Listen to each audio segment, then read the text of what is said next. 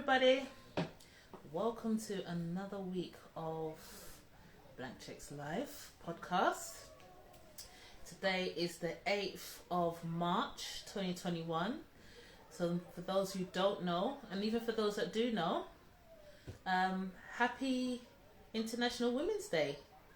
It's nice to have a day where we're all celebrated at the same time across the world, as women, for the triumphs that we've had, for the successes that we've had, for who we are, what we're able to do, for those who have children, don't have children, aunts, uncles, and all, aunts, mothers, sisters, cousins, grandmothers.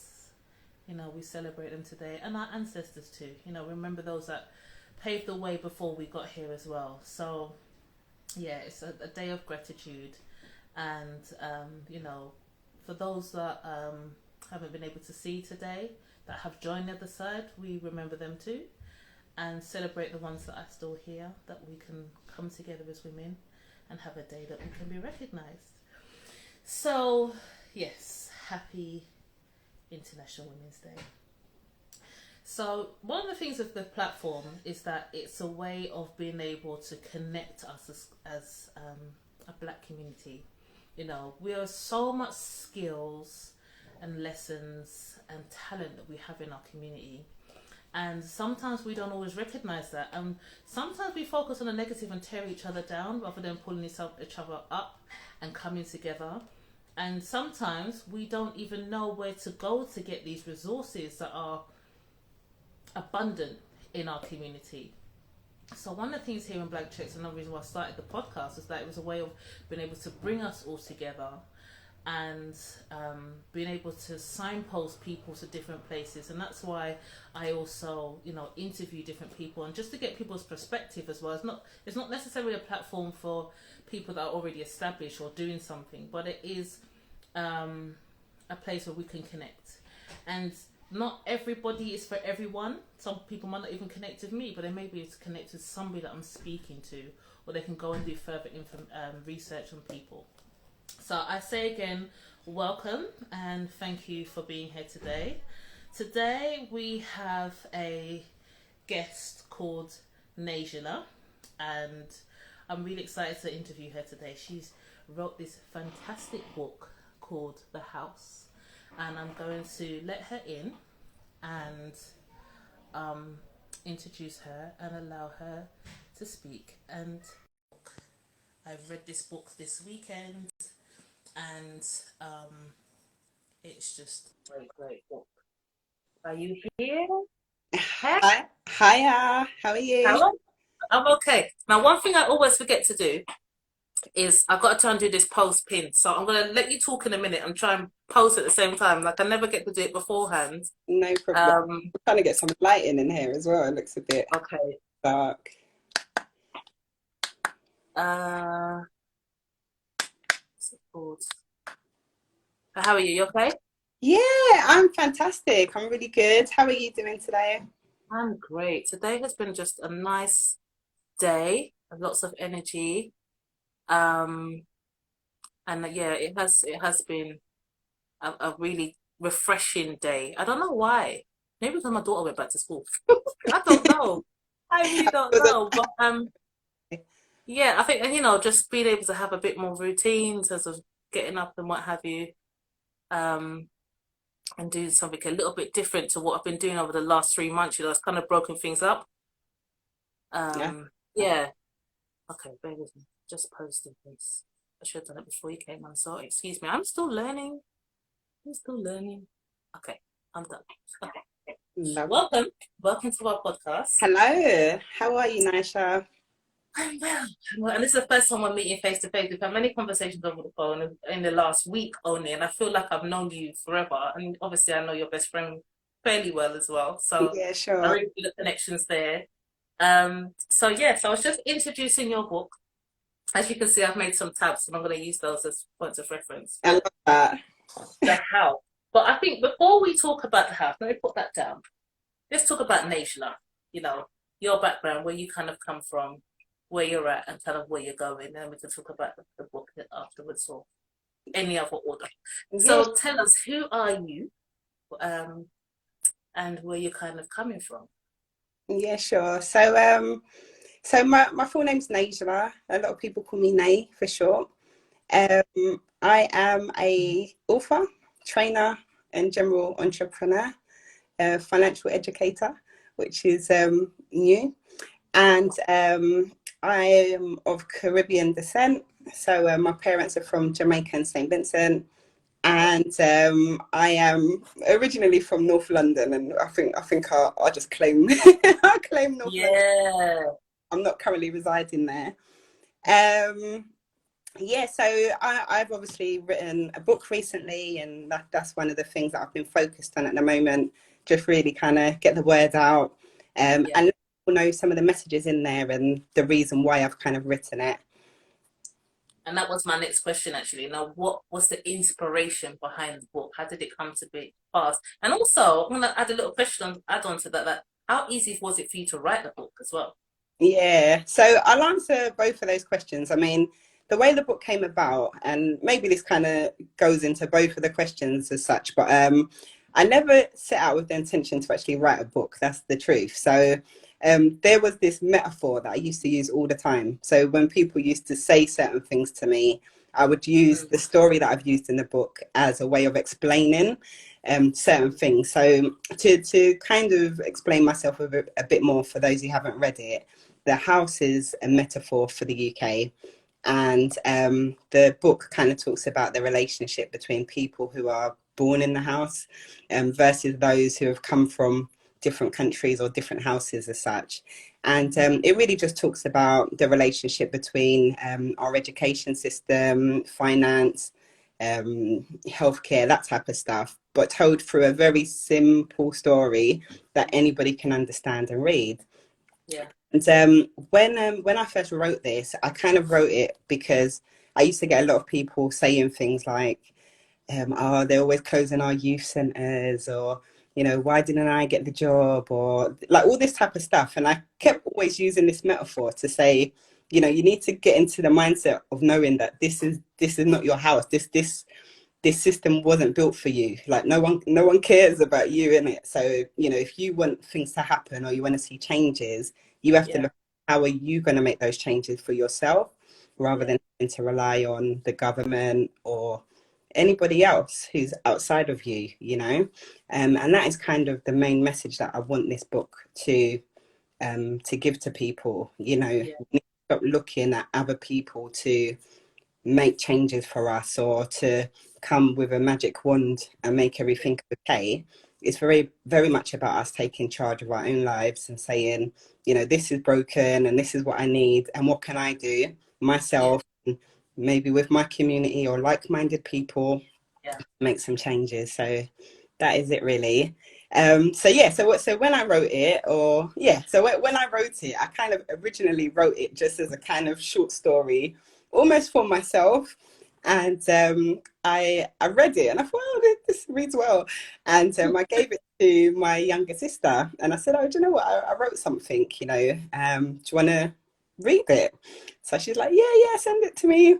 And like she took a few days to read it. And then when she did read it, she kind of called me. She's like, Nay, this is good. You need to make this a book. You need to make this a book. I was like, oh, okay. And then she was kind of like, yeah, add this bit and take that bit out. And did you think about this for that character? So she even kind of gave me a bit of food for thought and stuff. And I thought, yeah, I could do that. So I started kind of adding bits. And then, as I was saying before, there was also quite a lot of people. I mean, generally, a lot of people tend to come to me for advice or to vent certain things and stuff. And I was getting a lot of people coming to me saying things just like what I said, I didn't get the job, or, my son's been put in, this special needs class at school or whatever. And I always kept going back to them saying, just think about it like it's not your house. It's not your house. What can you do? And I specifically remember my cousin was one of the people who did that. And basically, I said to him, do you know what? So I started explaining it. Then I said, Kaz, do you know what? I've written something. Like, I'm going to send it to you and then you tell me what you Yeah. think. And then he had the exact same reaction. He was like, Kaz, you need to get this out, Kaz. Yeah, yeah, yeah. If you don't get this book out, I'm going to get it out and take all your money. Yeah. Like, so he was properly onto me. And to cut a long story short, I had that experience a few times and it just really just geared me up to make it into a book. So the actual writing of it, it didn't really take very long because I had the ideas in my head. Yeah. What I will say took longer is just kind of learning how to format a book and, what's publishing. This was my first time doing this, so I didn't have a clue. So it was just learning the whole process of, what are the sections that need to go in a book and what do I need to put on a book cover and Yeah. what fonts do I need to use and, how do I publish and all this kind of stuff. And yeah, I went through that whole process literally, whilst kind of getting the book out. And yeah, today we have a finished product. Yay. I am so glad that you took your cousin's advice, your sister's advice, and you wrote this book. I mean, I know you're just holding it up. I'm gonna kind of keep it here as well. I literally got it Friday, and I finished it yesterday, but only because life kind of gets in the way. But I would have finished this in just a few hours because it's such an easy read. I mean, I'm gonna just give people an idea of how an easy read it is. Like, it's not loads of words on a page. It's spread out. It's a very simple analogy of life and the house and the country that we're in, and just reminding us that this wasn't built for us. We were having this conversation earlier, and it kind of goes back to so many different things. We talked about slavery today. We talked about when our grandparents or some people's mothers came to this country and they were told the lie that the roads were paved with gold and they were going to get really good treatment and what have you. And even last week there was a documentary on TV with David Harewood Oh, about why yeah. COVID kind of killing so many people in our Yeah. community. And it started off talking about COVID, and then they started talking about, it ended up in a road talking about so many different things around poverty and, you know, why it affects us more, the kind of the things that affect us in this country, nonsense. Like, they really have this idea that we have a higher pain tolerance and things like this, and how many women are losing their life in childbirth, such as, I'm deviating a little bit, but the point is that it's because this wasn't our system. This is not for us, and this is more reason why we need to remember our roots, where we've come from, who we are, and really pull together in solidarity, so that we can move ahead in life. Because if we always rely on the system that we're in, believing that they are the ones that are our savior or the ones that have our best interests at heart, we're gonna have to rethink that, because it wasn't built for us. Like, Yeah, I but agree. go on. Yeah, no, I was just, just echoing what you say. And first of all, hi, guys. I can see some of my people in the comments down. You know what? I didn't even say hi. Usually I say hi and welcome to everybody that's here as well. So I apologize for my rude and my manners, my lack of manners today. So sorry, I've just kind of got into everything. But yes, welcome everybody, and thank you for being here. And yeah, I'll go on about that in the end. Yeah, no, I mean, I totally agree with you. And I think the point that I was going to make is just, I feel, I hate to say it, but I feel really like in our community, we're one of the only ones who try to really hard to fit into, this house. We try to fit into it. I'm trying to, yeah. Whereas I feel It's so true. communities, Mm. they kind of get it a little bit more that, they're here to do a job or to make money or whatever it may be, but then they're still putting this money back into their own countries. We see the Polish people come over and, Mm. get the work and they send money back home. And, you get a lot of that where, you get people coming here, but always sending money back home to Yeah. essentially build their own countries up. But I feel sometimes with us, and not always, because I know there's a lot of people who send money back to the Caribbean and back to Africa and that type of stuff. But I think there's more of us who are just trying to fit into this Yeah. system. And, if we can make it to the top of this corporate ladder or certain things like that, we feel that we've kind of made it. And Yeah. what the bad thing is about that is, and again, I say it in the book, your kids can't inherit your job, like what are you going to pass down? you need to be able to give the next generation some type of stepping stone. Yeah, And yeah, yeah. if we're always thinking about ourselves, which a lot of us do, then every new generation that comes is starting from scratch all over again, and we're never going to get ahead like that. Yeah. So yeah, that's And really what.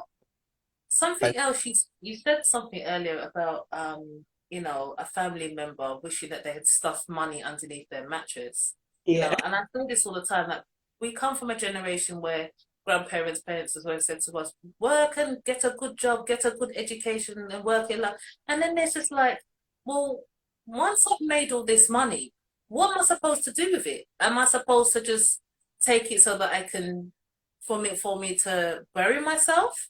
And what am I supposed to do if there's no kind of follow on to that? I mean, I never had that speech at all. I didn't have any financial education from yeah, family, but I've heard other people say that, or I've known other people that have had elder generations do the same thing. My granddad did that. When my granddad passed away, I remember my mum finding some money, and he had it literally stashed somewhere because he was too frightened of, maybe never having any money or um dying with nothing. Do you know what I mean? And it wasn't like huge amounts of money, but it was just the fact that there's this whole thing of keeping money close to our chest as opposed to, and you say it in the book as well, investing, putting it in places so that we can have an abundant lifestyle. Money is currency, yeah, and it's about a mindset.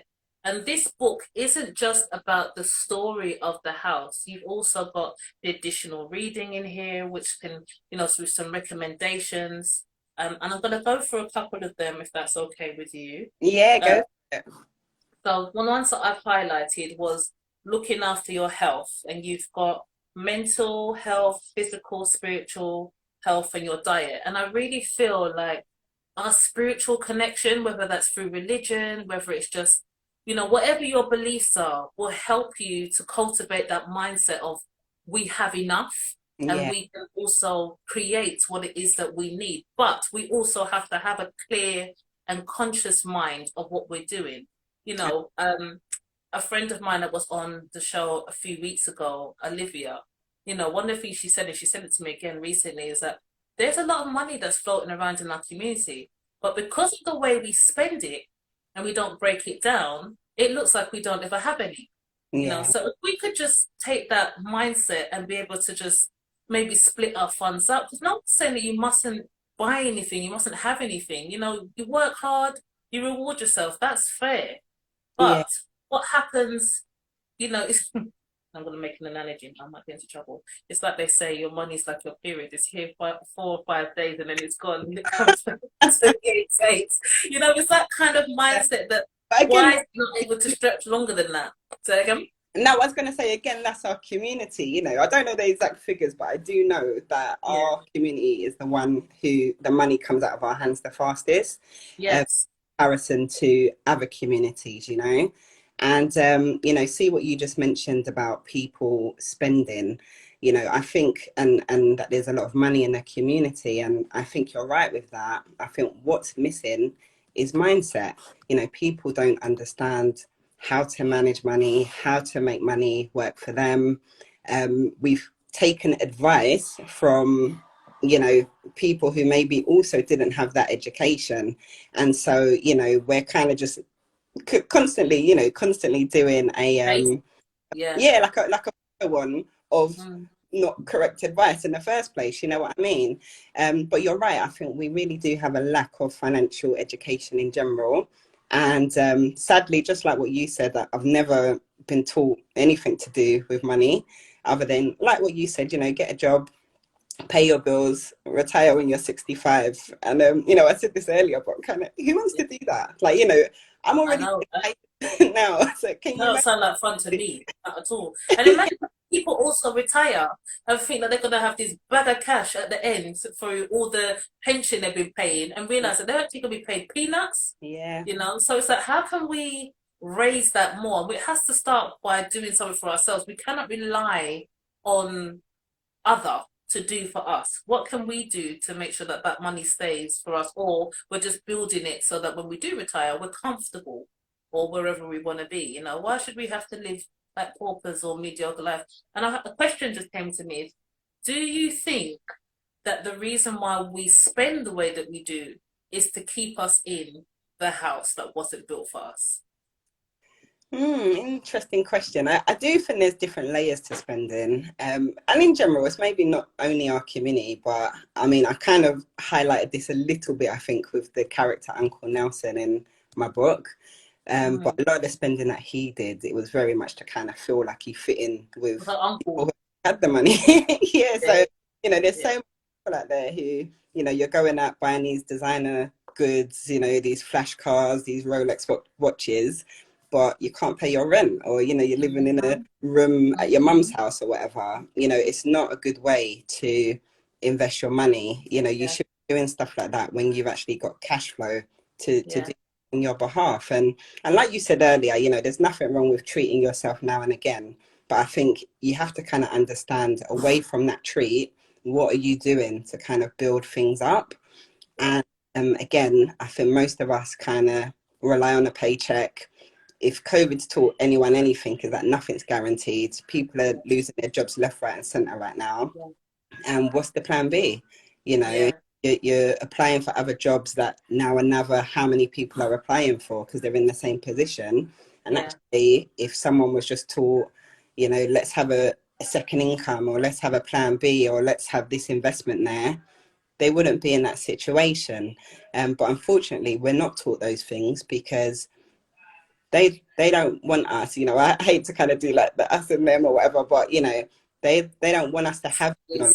it's, We're being trained to be employees and workers, and if you want a different type of life, you have to kind of teach yourself how to get out of that. So like what you said earlier about financial education, everything that I've learned myself. I've read books. I've got good people around me as well. I can see a couple of my little money makers in the comments I there. know that made me laugh. Like, I'm just so smirking because everything they say, you got cracking me up. Yeah, man. And yeah, I just think we've all got access to the internet. We've all got access to books. Um, we've all got brains, and we if you want to do things differently, there's ways that you can. When we think of this word retirement, we've been trained to believe that retirement means when we get to 65 or whatever the age is now, because I I'm can't free. keep up no Yeah, more. That's yeah, when we're supposed to retire. But why yeah, why do you have to subscribe to that? Maybe you want to yeah, retire at 50. And if that is your plan, what do you need to do between now and then? If you're under 50, of course, to get there, to make that happen. Why do you yeah. have to live life the way that society tells you to? I, Literally. I was talking about this book earlier, called The 4 Hour Work Week. And I don't know if anyone's ever read Heard that. of that? It's by an author called Tim Ferriss.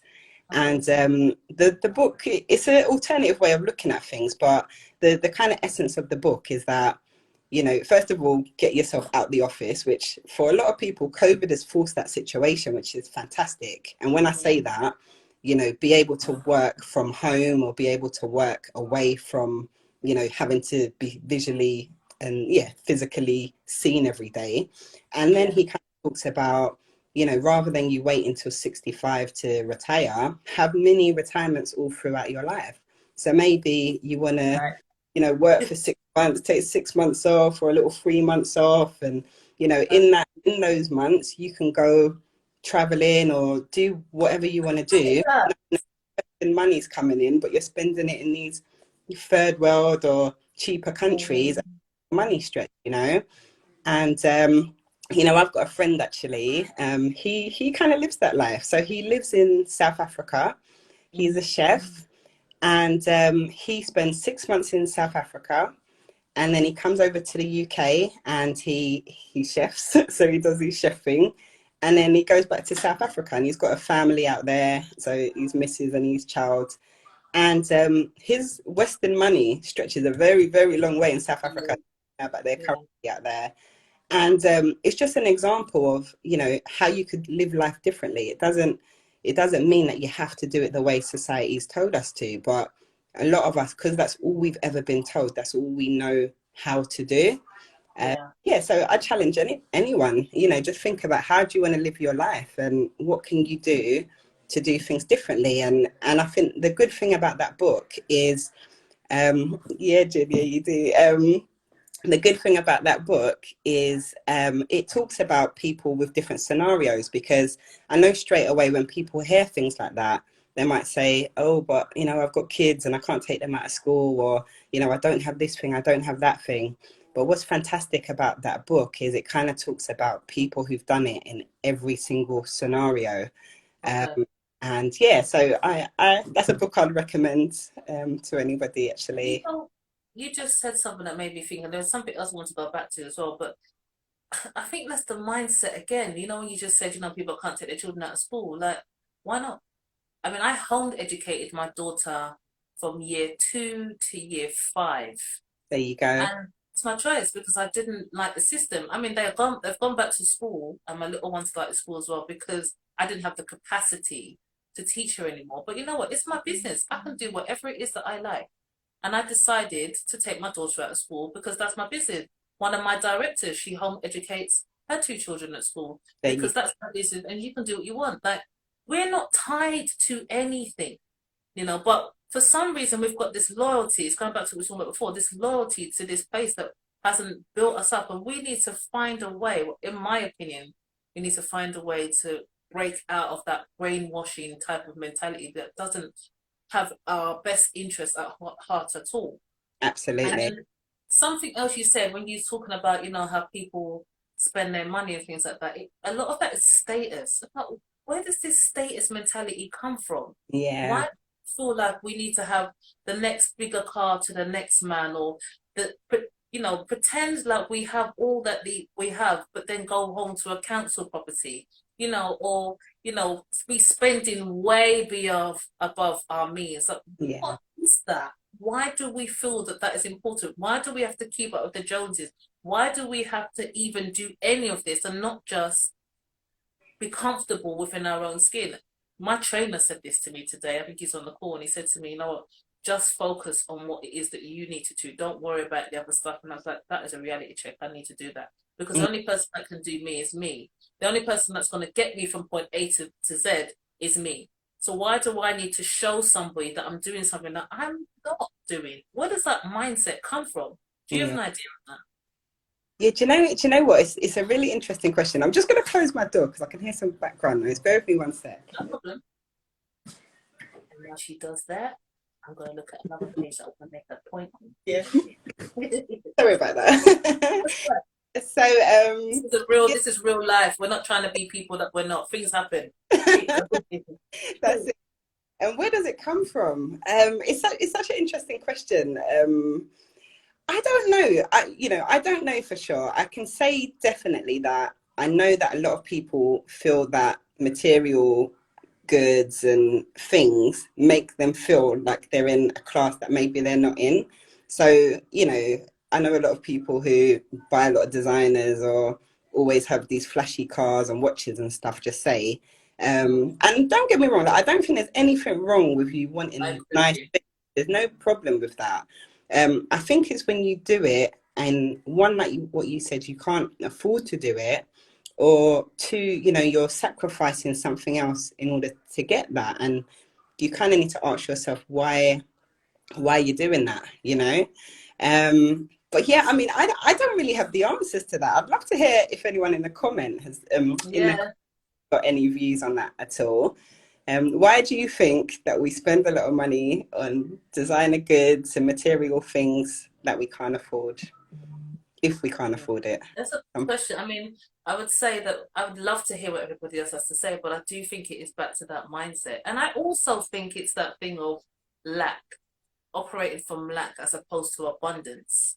We're feeling that we're never gonna be, look, we need to keep up with the house that we haven't built, rather than burden our own house so that we don't, they do their thing and we do our thing, we do it in our own way. We need to, it's like we're looking for approval that we're worthy of being in this house. And if we're not, then we are below par, and they're always going to see us as below par. I think that's part of it. yeah, So it's back to that mentality, and I think we need to come from a perspective of, we don't need you, and what you think, what you do doesn't bother, because you don't understand somebody else's culture unless it's your culture. Mm. unless you're in it. It's like if you decided to become a person of religion, but you've always sat on the outside. But the minute you go into that religion, you start to see it from a different perspective because you were on the outside. But it's just about how can we be comfortable in what we're in and build our own thing so we don't have to keep out of you because we can do far better. And let me just remind us as well that we may be the minority in Britain, but we're not the minority across the world. Not at all. But we're the Mm. majority. And That's a, imagine if we all just came together and did what we need to do. They're this. They're this. We are this. I think the We're mightyful. We come from a mightyful background. no, defo. That's such a valid point. I love that. And I just think the biggest challenge is that globally we all share a mindset of, maybe I shouldn't say all, but a lot of black people have the mindset that they are the lower class, and this is kind of where this is all Yeah, you I know agree. this is what the actual problem is. Yeah, So even though we're the majority in the world, we're not mentally the we don't rate ourselves high enough mentally, and this is yeah, why this union doesn't happen, or this community doesn't happen. We're always trying to fit in with somebody else, and I think that is the biggest challenge. I love what some of these people are saying in the comments. Should we so read I was just reading them as them? well. I might just get you to read some out, Nash. So yeah, because the funny thing is that when I say this at the end, you don't get all this, and that's a little bit annoying because I'd love to be able to use them as research, what have you. So I've got someone saying here, Ebony, I believe is this auntie in our group here, and she says there is an absence of unity as a community, and this can feed into a competitive mindset. So that's a really good point. This isn't just us; other cultural groups and other ethnicities do the same, and that's fair enough. But I wouldn't know that necessarily because I'm not of those ethnicities. But I won't be small-minded and say it's just us. It's just this is the community that I'm focused on. But it's a good point. Sure. Um, Sometimes it makes you feel good. Habit and mindset. That is our Angelique, one of the other directors. Um, You've been asked, what do you feel about, you're the finance expert and author. So that's kind of up to you. That's Kevin. He's also one of our other group members and a long-standing friend of mine. Hi. Um, if you don't wear designers, it shows some. If you don't wear designers, it shows some type of status. Okay, I'd like you to elaborate on that a bit more, Shah. Tell me more about that, Jim Tanner. I mean, Miss, one thing I say with that, yeah, what she just said, when you think about people like Mark Zuckerberg, for example, he wears the same plain t-shirt every day. yeah, Conversation with someone recently, I can't remember who, but they said that he basically he has, I think, 5 of the same plain t-shirt, and he wears the same outfit basically every day so that he doesn't have to waste time thinking about what he's going to wear every day. But again, there's okay, nothing, yeah, no crazy designer brands, and yeah, you'll find with a lot of kind of really wealthy people, it's the same yeah. type of thing. There's not all these, look at me with all these designers. So when people do that, a lot of the time they are trying to make a statement of some kind, and Mm. yeah, when you really have the money like that, you might not be making that statement in the same type of way. Fair enough. I understand that.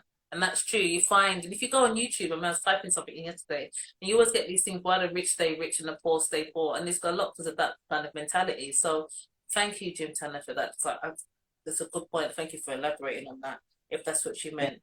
Now, I don't want to take up too much more of your time. Say that again. No, I said I think I got a quote like that in the book somewhere. It says something like "Rich people stay rich." Wait, let me try and find it. uh, Well, while you look for that, I'm gonna just go through a couple of other little points and then, wrap up with so one of the things you've got on here is understand money, to gain an understanding of how money works and how to make it grow.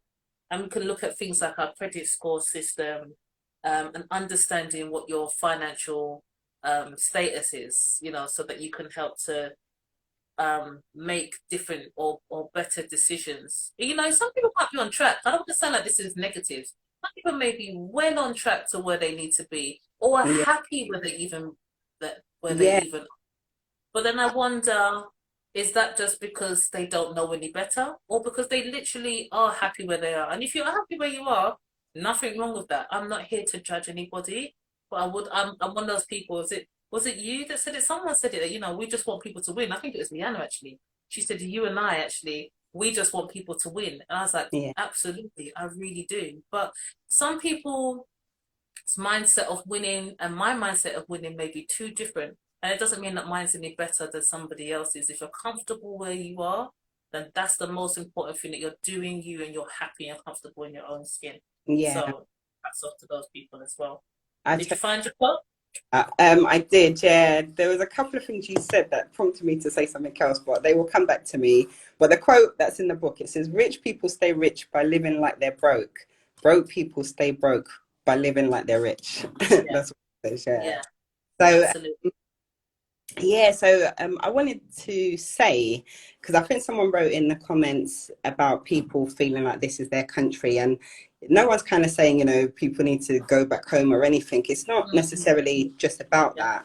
When we talk about building things of our own, it could be building community, building relationships, building businesses, building investments. It could mean building back home if there's a home that you belong to, it can mean any of those things. yeah, But the main idea is, let's not just focus on that kind of one strategy that we've been taught in school.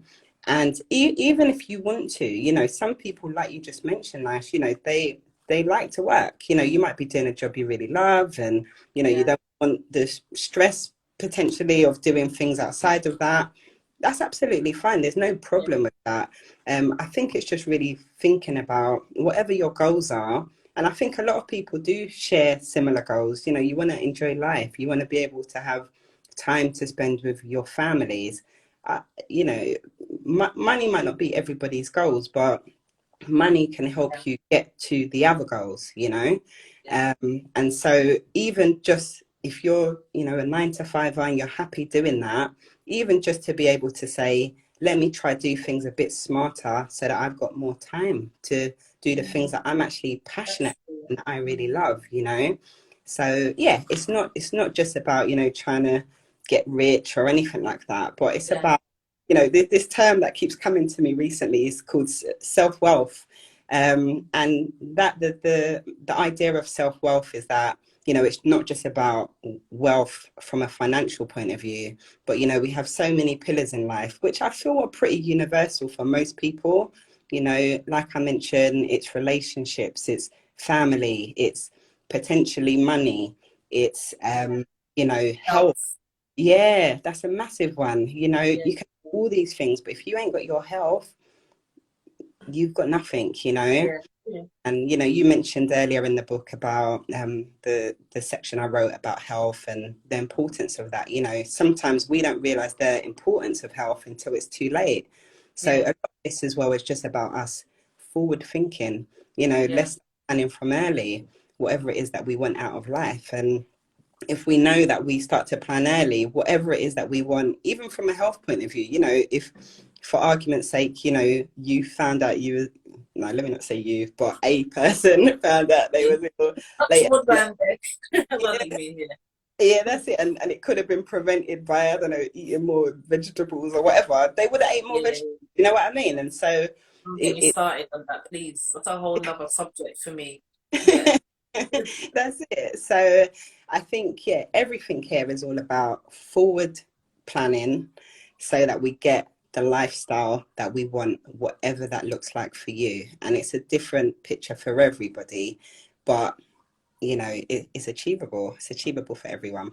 absolutely. And you know what? Another thing, because I'm looking at here on self development, and one of the things you've got in self development that can help people on their journey is get a coach or a mentor, which you've written down here. Get some assistance, speak to people. So many people, as I said in the beginning of this podcast, that have got so many skills and knowledge. Not just being an auntie or an uncle, that can just give you some inspiration to help get you from A to B. Because a lot of the rich people or people that are doing well in life, whether that's through health or whatever they're doing, have someone they can go to kind of get more from to help them along their journey, you know. And we're all about each one teach one here, you know. That's an old motto, and I stand by it and I love it, you know. So there's so many different things we can do to kind of get from A to B. We don't have to do it alone, you know. Absolutely. And that leads on to growing your network, you know. This is our network, this is a community, this podcast is a way of being able to do that, you know, because it means that I get to reach to your audience, you get to reach to our audience, and we get to meet different people and connect to different people. And this is like, we could have people all over the world listening to this, you know. Yeah. So we can spread out far and wide, and I love that we're able to just connect in the world like that. You So know, something that's great about the digital world right now is it's making the world a lot smaller, isn't it? So we've got access to so many different people now. yeah, And yeah, I echo what you're saying. I think collaboration is fantastic. I think it's in it, probably one of my favorite things to do is networking. Those who know me know yeah. that. Yeah, But I love it too. I do. that, And I think that's another reason why I do the podcast. But the girls, the other two, want to kind of sit in the background, which I'm not going to be able to do much longer because you're going to see them in 2 weeks' time. But I'm kind of the spokesperson, if you like, and I love networking. I do.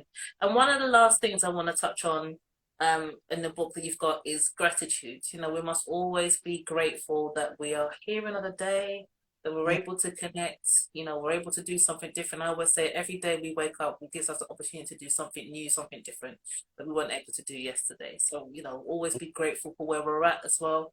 And it could just be small things, you know, really think about where you've come from, where you want to go, and be appreciative and proud of yourself for how far you've come and for reaching where you are now, you know. absolutely. So I'm going to kind of leave it there, and I'm going to ask you one last question, and that is, what's next for you? Like, where is there a part two coming out? You know, what's kind of on the horizons for you? Without going into too much detail, I believe you should keep something to yourself. But yeah, Yeah, no problem. But yeah, there is a part two coming out. Yay. Um, ready. So you probably remember the character Uncle Nelson in the Mm-hmm. first book. The Mm-hmm. the second book, which I've almost finished, is Uncle Nelson's story. So it's about how Okay. he got to have the mindset that he has. And as you probably know from the first book, he's quite an older generation, kind of Windrush generation character, Okay. and Mm-hmm. he's you know out you know he's one of my uncles, you know, like he's everyone's got an Uncle Nelson in their family Yeah. basically, you know. And Mm-hmm. basically, as I mentioned before, the second book is his story and how he came to have the mindset he has. And it talks a bit about his son. And I've done it in a similar way to the first book, where it's a short story. It kind of encapsulates the types of characters that we meet every day in our life. And because Uncle Nelson's Windrush generation, he has a few trials and tribulations in the book, which I won't spoil for everybody. Mm-hmm. But it should be out, you know, I could get it out early, When but it's ready, it'll be out when it yeah, needs when to it's ready, when yeah. it's time's right. Mm-hmm. Yeah, because what it is, I want to do a book launch for this first book, and I did want to do that last year, but because of COVID, that didn't happen the way that I wanted. And so, you know, fingers crossed if lockdown actually Yeah. gets lifted the way that it's planned to, I want to do a physical book launch for the first book first before the second one comes out. And yeah, you will all be invited, and Yeah. yeah, that is kind of it, I really. want to be a part of the book. What do you need? I'm not That's busy. The book. Hit it. me in. We can I find a just. little. That's it. And you know what? And this thought came in my head recently, but I would love for one day this to be even a theatre production or a film, because I just think it's really simple the way that it's written, and I feel like it's something that a lot of people can relate to. You know. So that, Very yeah. provoking. And I just want to say that the book, I read it, I was just like, one of the reasons why I couldn't put it down is because it's so where I'm at. And it's where I've been at for a long time. And it just enhanced the fact that I'm not mad. You know, I'm not the only person that thinks like this. And, you know, I just said, I want people to win. I want us to kind of get those blinkers out of our eyes and see the bigger picture. And this is definitely a book about the bigger picture. So I recommend everybody getting a copy if it's an interest of yours. You want to know more about the story and how it comes to pass. You can go on Neila's website, which I will link in Put in the. I'll Say type again? I'll type my website in the comments. You Perfect. can also get it Um, from Amazon as well. Perfect. Yeah, unless you can get an Amazon, and there's a shop in Finchley Park, which are probably not open right now, but I know Yeah, they had it as well. New Um, Beacon Books, it's called. what's the name of the bookshop? New Beacon Books. You Beacon Books. I know it's been there a long time. I've never actually been there myself, but yeah, great book. Really easy read, really relatable, and there's some personal tips for you as well to just put you on the path. So I recommend it. And look how pristine it is. Imagine I read this book from cover to cover, and it's nice. You see, it's nice.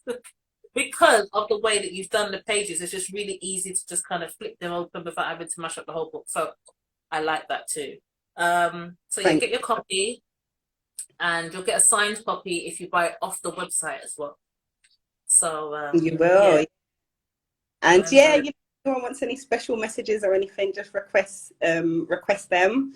It is on Amazon. If you just type the house and my name, which is spelled Neila, spelled kind of like Neighla, so think of neighbours. So Neighla yeah, Cain, and it will come up. But there's other books called The House as well. I realised after okay, I found it. So yeah, okay. my name in, then my one will come up first. This is the best one. Yes, yes.